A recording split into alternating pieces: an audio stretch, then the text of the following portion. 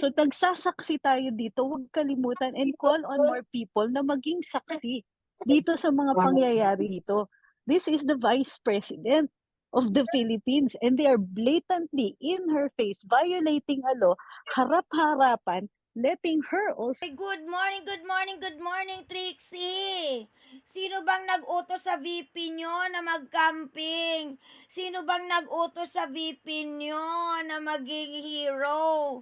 Oo, kung mahal niya talaga ang kanyang mga nasasakupan, ang kanyang mga tao, ang kanyang mga subordinates, siya ang sumagot. Oh, bakit dadramahan nyo na naman kami? Malay namin kung talagang ang ginagawa ni VP ninyo ay para sa kapakanan ng attorney Luz ano nyo. 'Di ba? Malay mo, takot na takot siyang kumanta, ang abogada na yan. Kaya niya binantayan. Tapos mananawagan ka na kailangan may magbantay? Mm, labas kayo. Dami.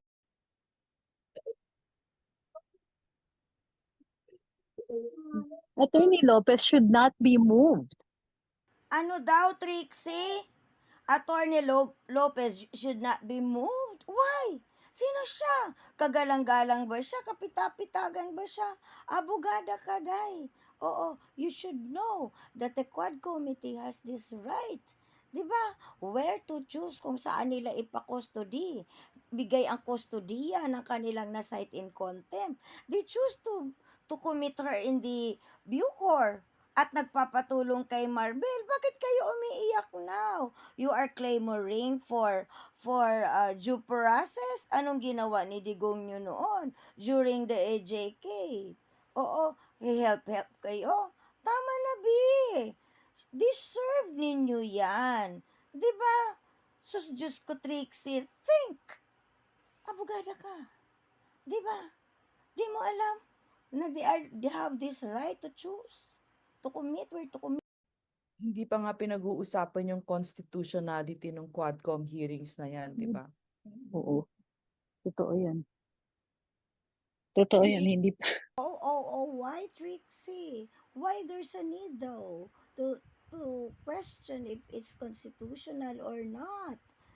Quad committee, hindi mo alam the mandate of the legislative branch that they are mandated to invite or to summon someone in aid of legislation for an inquiry. Diba? They can inquire something for a certain issue in aid of legislation. So, bakit kailangan questionin pa? Trixie, you are supposed to be a legal profession. Then, bakit mo nakakalimutan yan? Ang liwanag ng scope and limitations, and scope ng three branches of the government. Then you forgot it all. Oh my goodness. Ganyan ka. Thank you, Sir. Laika! Ma'am Light, ma'am. Attorney, like you're seeing attorney. Um, Oh God. Tama na, Attorney Lopez. Ang drama. Ganito na lang, kumanta ka na. Doctor, I am sick. Call a lawyer very quick.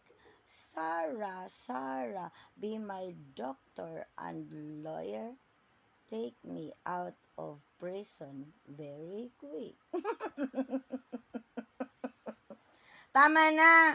Inaano ka ba dyan? Nagdadadrama kayo. Oo, ano yan? To get sentiments? Again. Doctor, I am sick.